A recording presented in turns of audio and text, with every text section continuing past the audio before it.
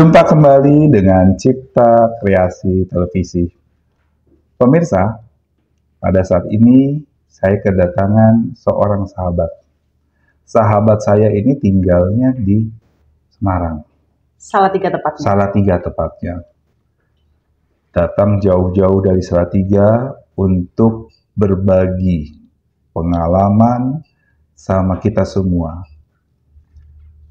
Untuk lebih mempersingkat waktu, supaya kita lebih puas nanti mendapatkan informasi dari beliau, langsung saya serahkan langsung ke Mbak aja deh. Mbak langsung perkenalkan kepada pemirsa kita. Nah, ini kepada pemirsa kita, namanya Mbak siapa? Mbak itu sebagai apa gitu? Sebagai apa sih sebetulnya? Oke, silakan Mbak. Oke, sahabat semuanya. Selamat siang, Assalamualaikum warahmatullahi wabarakatuh.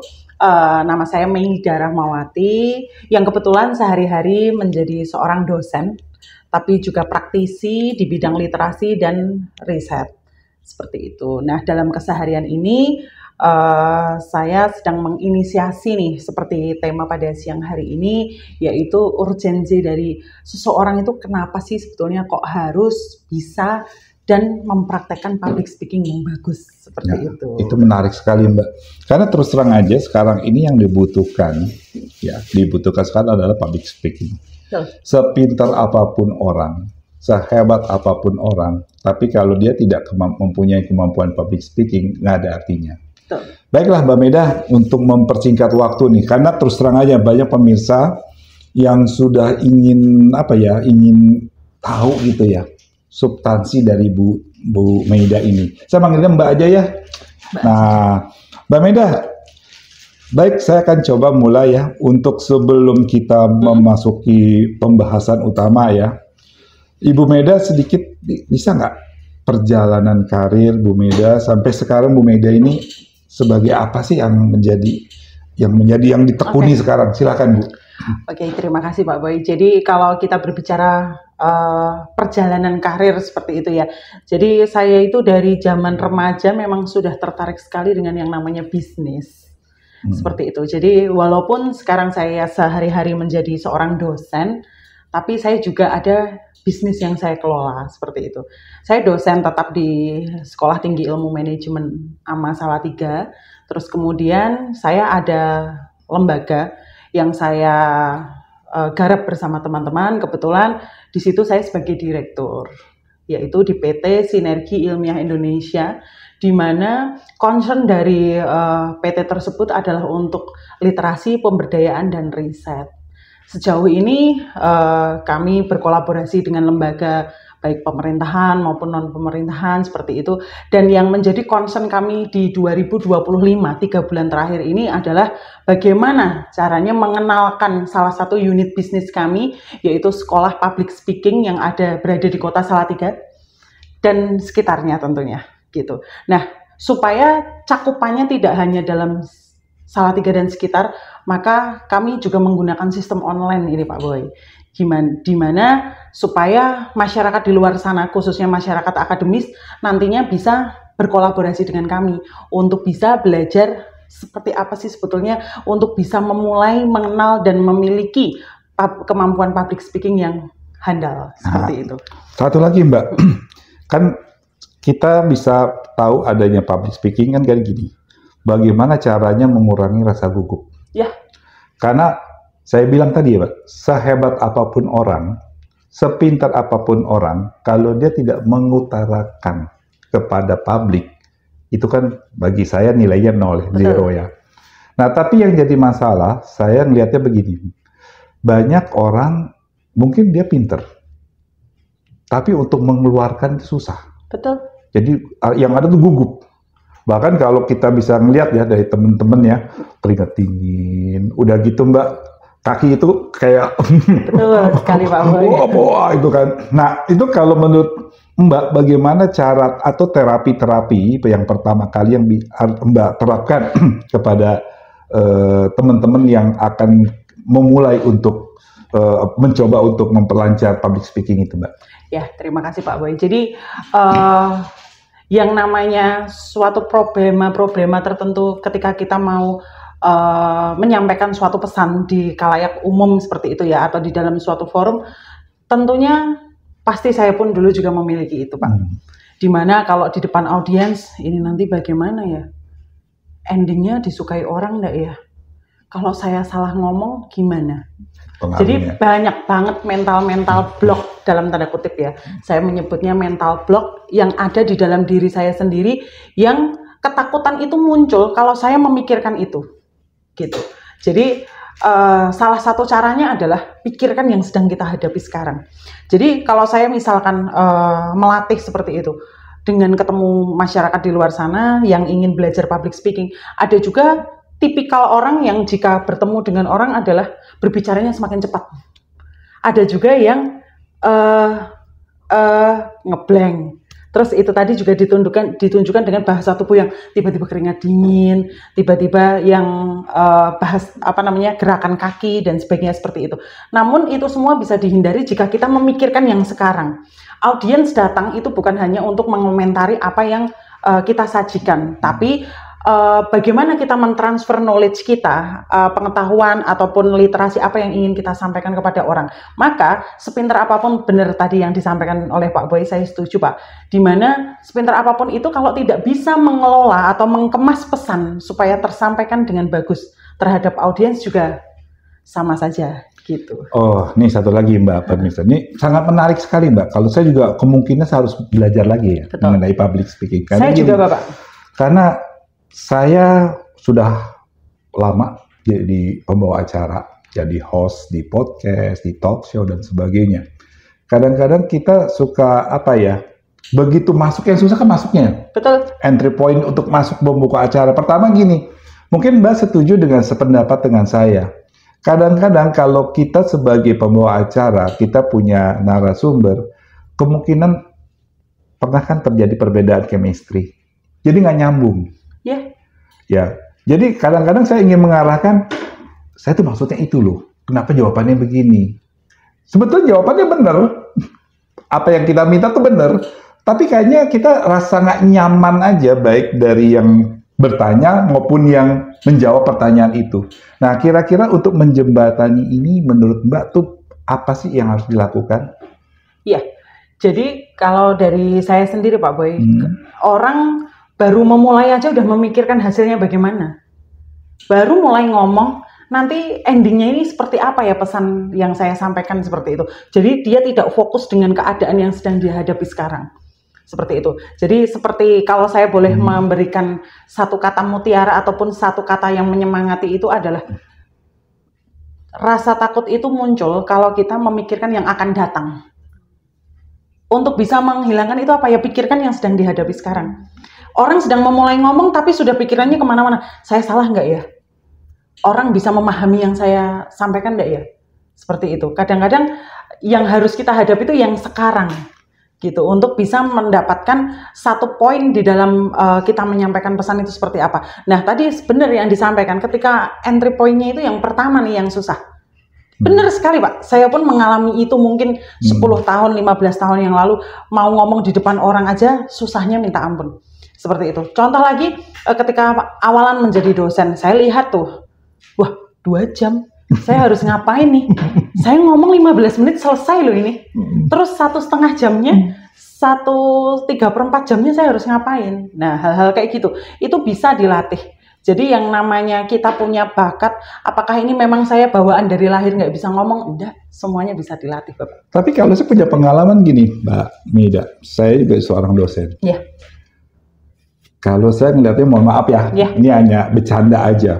Kalau misalnya di kelas itu kita menemukan pemandangan yang bagus, misalnya kita ada mahasiswa yang cantik, yang ganteng gitu ya, itu kayaknya kita kurang waktu gitu loh. Karena kita menikmati, wah itu ya, jadi kita semangat ngomong. Tapi suatu saat, bukan kita berarti ini hanya berani pengalaman aja. Tiba-tiba saya ngeliat begitu mahasiswa tuh nggak ada yang menarik.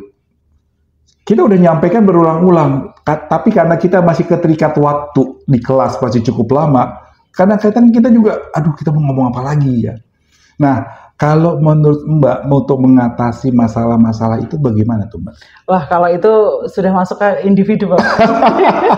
Tapi jadi tergantung selera kelas gitu. Tapi tergantung gini Mbak, kan kadang-kadang kita lihat kalau kelasnya hidup kita semangat, ya kan? Saya udah berupaya ya datang untuk menghidupkan suasana. Tapi pernah ada, saya itu bilang, kalau kita tidak temu satu chemistry yang sama dengan antara kita dengan audiens kita, nggak nyambung, yang ada, mohon maaf ya, pemirsa, boring. Betul. Saya menemukan rasa boring. Ya. Saya pikir, aduh, kok masih lama ya? Karena kita juga nggak bisa meninggalkan tempat kan, karena kita masih ada keterikatan waktu. Nah, kalau menurut Mbak nih Mbak, coba Mbak sampaikan kepada pemirsa, pasti banyak juga yang mungkin ya, para pembawa acara, para dosen, para instruktur mengalami hal yang serupa.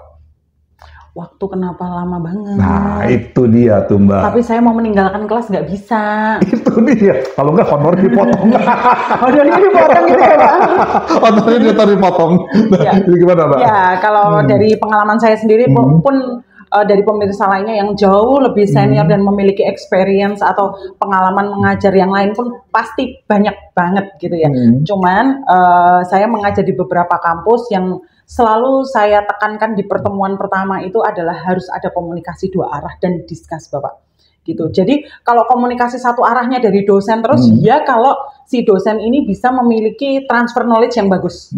Tapi ketika itu tidak, jangankan dosen yang merasa boring, jangan-jangan mahasiswa pun juga merasa boring nih. Ini dosen juga ngapain sih nggak selesai-selesai dan sebagainya.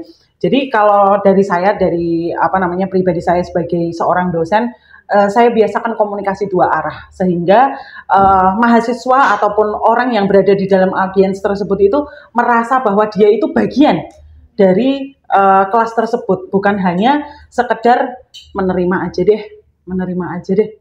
Seperti itu yang saya lakukan.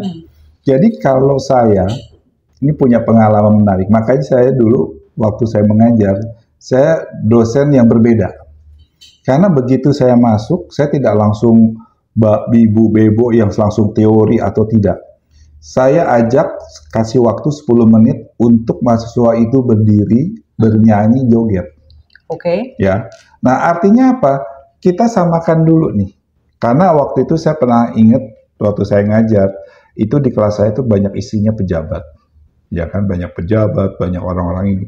Terus ada juga yang staf biasa. Jadi mereka juga kalau yang masuk biasa, mungkin ada sebelahnya ada pejabat ya, yang mungkin lebih tinggi, mungkin dia agak sedikit nggak enak gitu ya.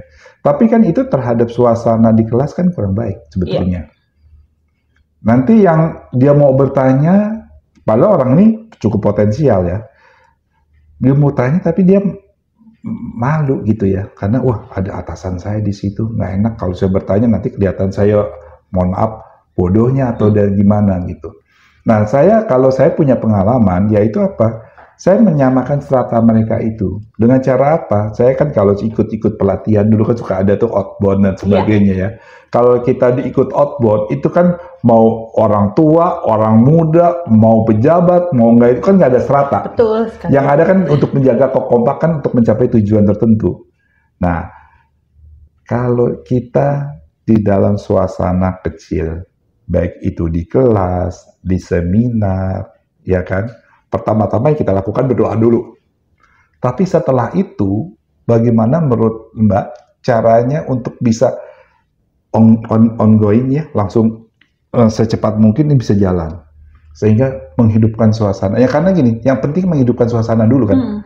Sebagus apapun Mbak memberikan materi, kalau suasananya nggak hidup, pasti nggak bagus. Betul sekali gitu Pak Boy. Jadi banyak sekali Pak situasi yang dihadapi oleh banyak kampus ataupun banyak dosen seperti itu ya, jika mahasiswanya banyak nih, kemudian yang atasan satu kelas dengan bawahan dan sebagainya. Cuman penyamaan persepsinya di awal itu harusnya adalah ketika ada di kampus, jasnya itu dilepas semua Pak. Artinya di situ itu kita sebagai mahasiswa.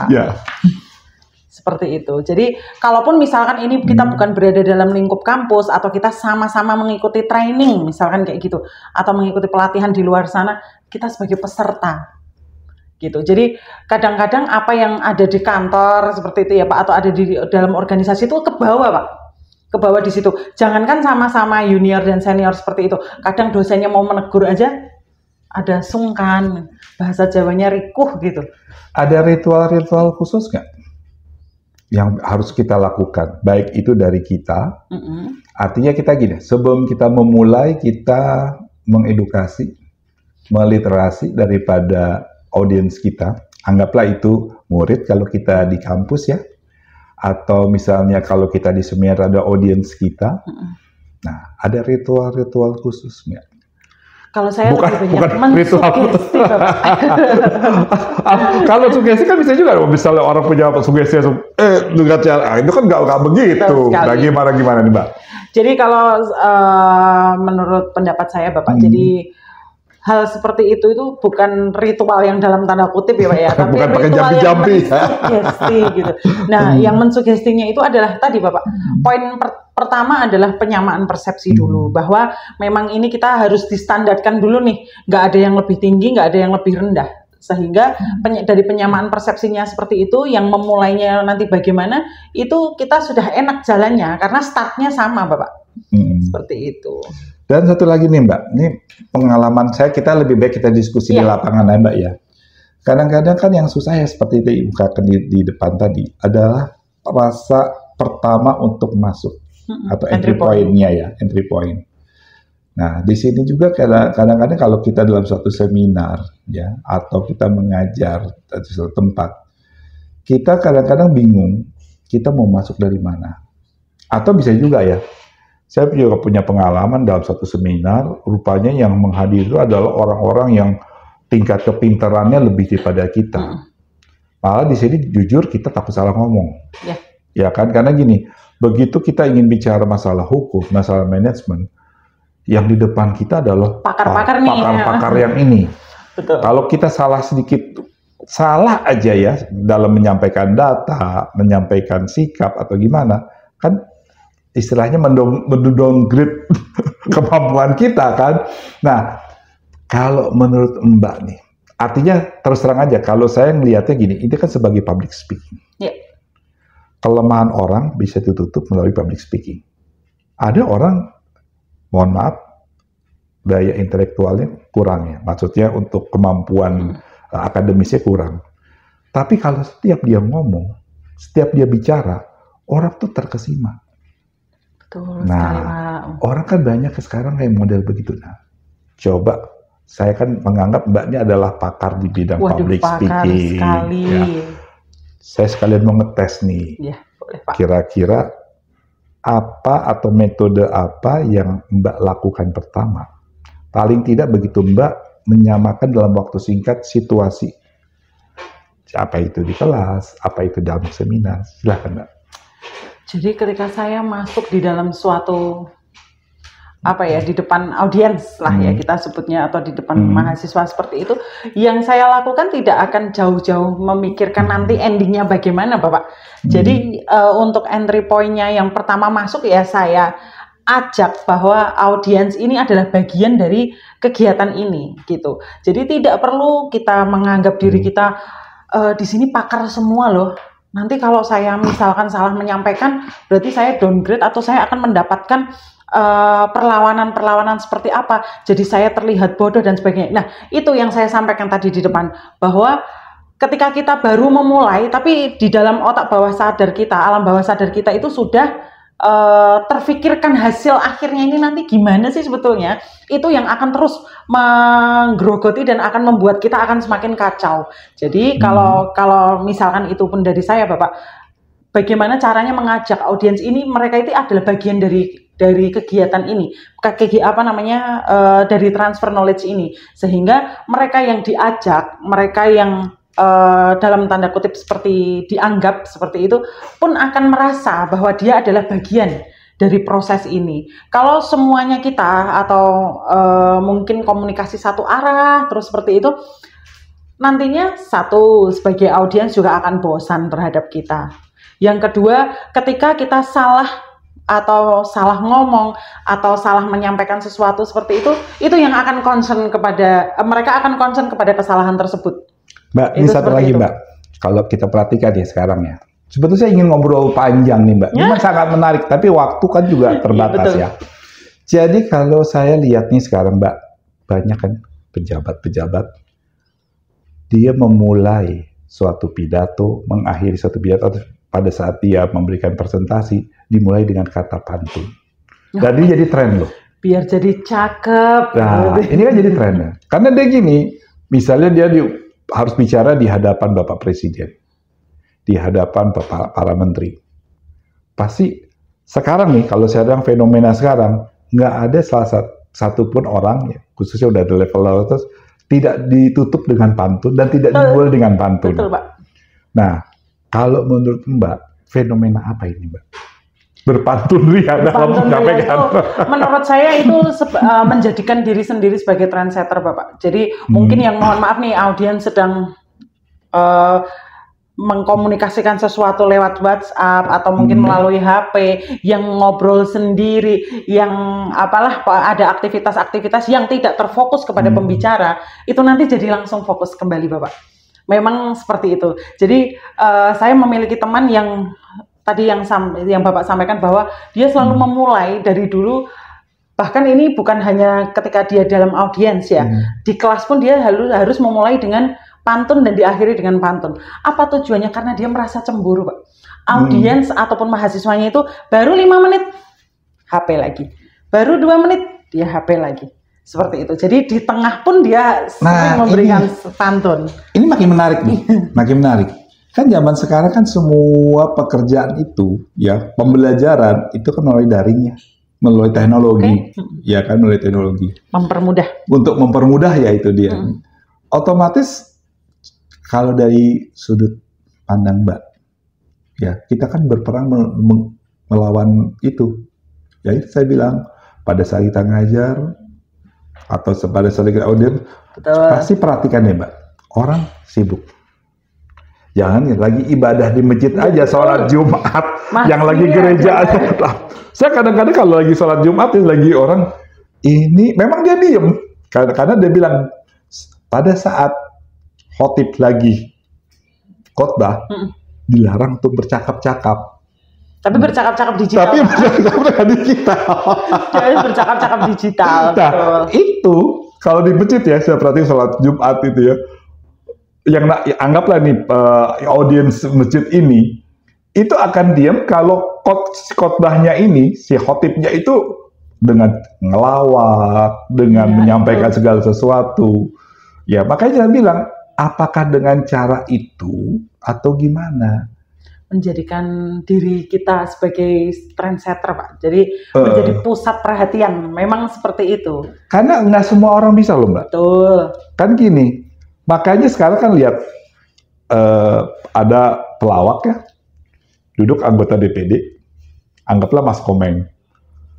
Jadi kalau dia hadir, biarpun dia menyampaikan pidato, pasti ketawa. Semuanya pasti mendengarkan dan tidak ada perdebatan. Iya.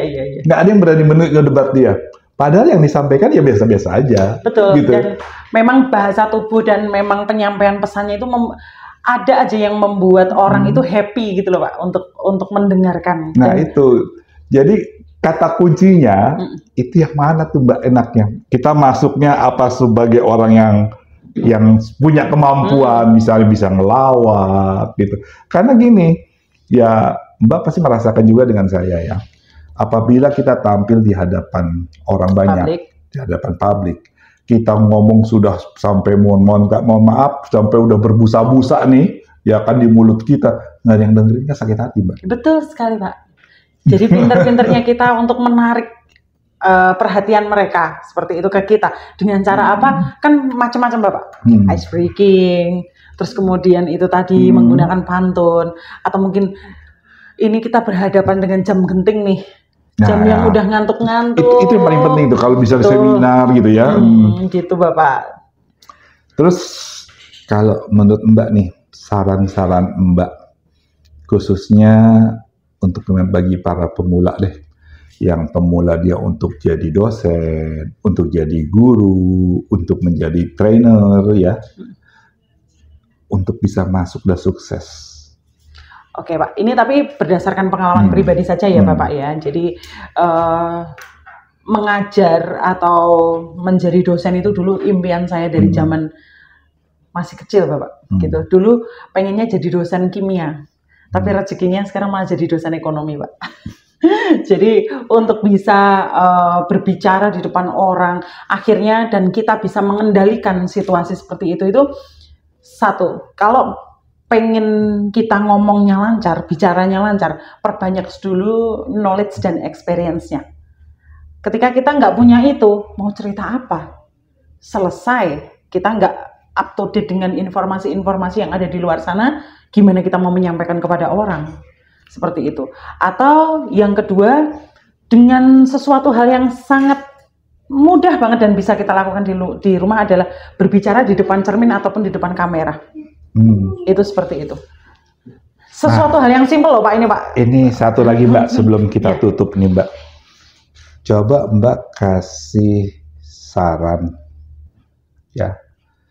Kira-kira gini ya, banyak kan orang beranggapan kalau sekarang, sesuatu yang disebut pakar harus linear.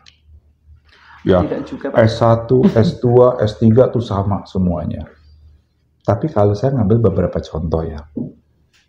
Saya ambil contoh nih. Yang paling viral sekarang kan Menteri Keuangan yang baru ya. Betul. Pak Purbaya ya. Belum 1 bulan tapi gebrakan-gebrakan yang bagus. Dan beliau juga S1-nya juga seorang sarjana teknik. Ya kan? S2, S3-nya. Saya juga sama. S1-nya ada hukum, yang kedua adalah.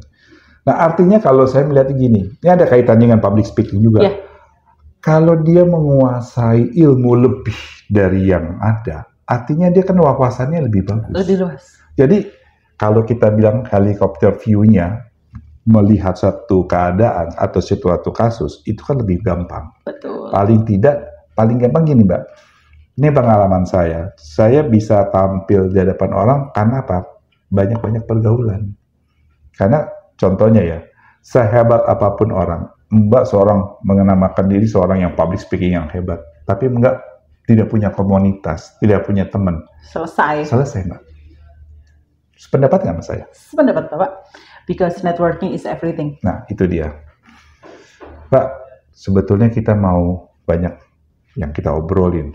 Tapi nanti saya akan undang lagi Mbak nih. Boleh.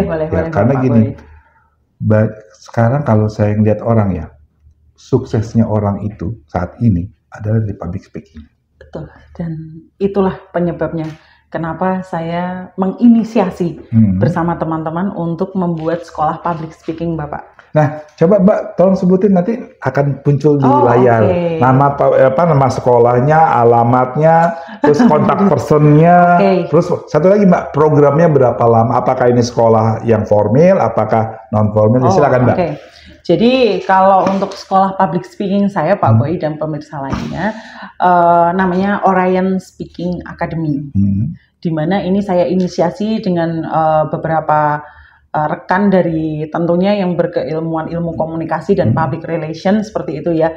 Jadi ini akan membantu rekan-rekan semuanya untuk bisa menyampaikan pesan secara bagus dan bisa diterima oleh masyarakat seperti itu. Nah, kemudian untuk program-programnya banyak banget Pak Boy gitu. Jadi nanti akan saya berikan kontak person ya Pak ya, untuk bisa disampaikan barangkali dari masyarakat luas yang pada siang hari ini mungkin mengikuti podcast kami, pengen belajar bareng nih di Orion Speaking Academy itu seperti apa gitu. Kita berkantor di Salatiga, namun jangan khawatir, untuk bisa belajar bareng kami itu mudah karena kami juga melayani secara digital juga, kelas-kelas online seperti itu ya. Yang tujuannya pastinya yang semula nggak bisa menjadi bisa, yang bisa menjadi expert. Itu pasti seperti itu. Nah, banyak banget lah yang bisa kita berikan gitu dan kita bantu untuk masyarakat yang pengen bergabung di Orion Speaking Academy seperti itu. Semoga sukses Mbak. Amin. Terima kasih Mbak atas waktunya. nanti kita akan bincang-bincang lagi Mbak. Ya. Karena nih terus terang aja nih, kalau kita nggak keterbatasan waktu, ini sebetulnya masih banyak pertanyaan. Masih berapa SKS lagi Masih ya Pak? berapa SKS lagi nih, tapi kita karena keterbatasan waktu juga, nanti saya akan undang lagi Mbak. Yang pasti kita gini Mbak, kita gelorakan terus ya kan, untuk pembelajaran public speaking, karena kunci suksesnya kita itu adalah di public speaking. Kayak kan Mbak juga sepakat sama saya, sepandai-pandainya orang, kalau dia tidak bisa berkomunikasi dengan baik, ya menurut saya agak kurang. Gitu loh. Oke, terima kasih Mbak atas kehadirannya. Baiklah pemirsa Cipta Kreasi TV, demikianlah bincang-bincang menarik kita dengan Mbak Meida Rahmawati ya. Betul sekali Bapak. Mbak Meida Rahmawati yang jauh-jauh dari Salatiga datang ke sini untuk ya berbincang-bincang singkat dengan teman-teman kita dari Cipta Kreasi TV. Sampai ketemu lagi di lain waktu dengan session-session yang tidak kalah menarik dari sekarang. Terima kasih. Bye.